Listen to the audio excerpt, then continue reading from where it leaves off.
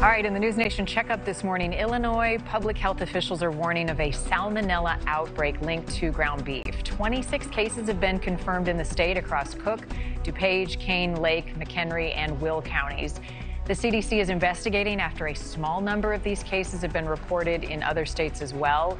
The source of the contamination or the contaminated beef has not been identified. Here with us now, Dr. Pernell. She's a public health physician and regent at large for the American College of Preventive Medicine. What are the symptoms of salmonella, first off? Morning, Marni. So the things that people should be concerned about are things like abdominal cramping, nausea, vomiting, diarrhea. You can even have what we call constitutional symptoms, so fever, chills, dehydration. Those are the types of things that particularly point to a possible salmonella infection. And how is it treated? Well, most of the cases, people recover on their own with what we call supportive treatment. So if a person is dehydrated, then we make sure they have oral rehydration. If a person is severely dehydrated because of excessive loose stools or diarrhea, we might consider IV hydration. Very rarely are you looking at antibiotics unless the infection is very severe and there are symptoms that continue to persist. Usually those symptoms last on the order of several days, but there have been cases where people can have symptoms as long as 10 days or even 2 weeks. We were grilling at our house last night, and my husband said the meat smelled funny, so he threw it out. Is there any other way to detect salmonella before you're cooking?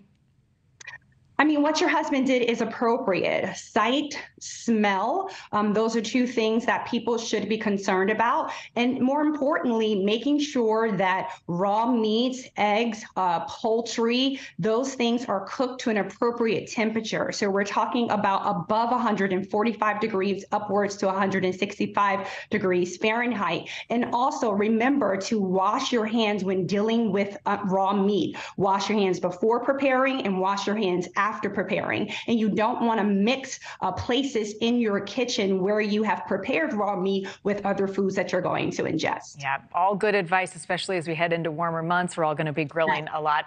Dr. Pernell, this cancer drug shortage is very concerning. We're hearing more rumblings that it's getting worse and worse. How bad is this situation and the drugs impacted?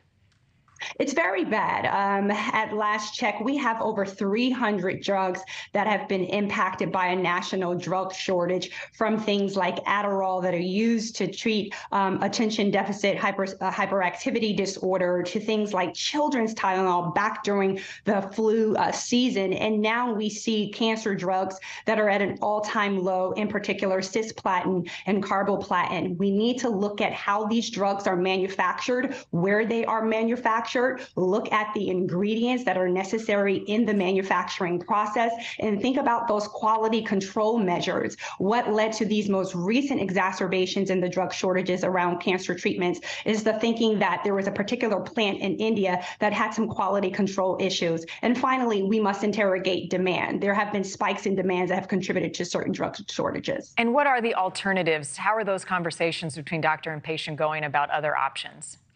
You know, these are very difficult alternatives.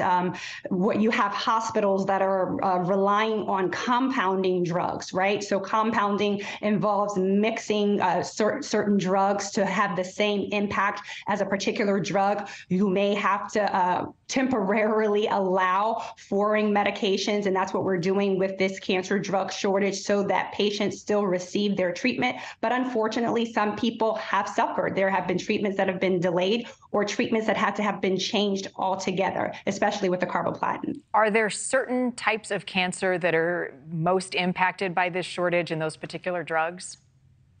Sure. Cisplatin and carboplatin are used to treat a host of malignancies.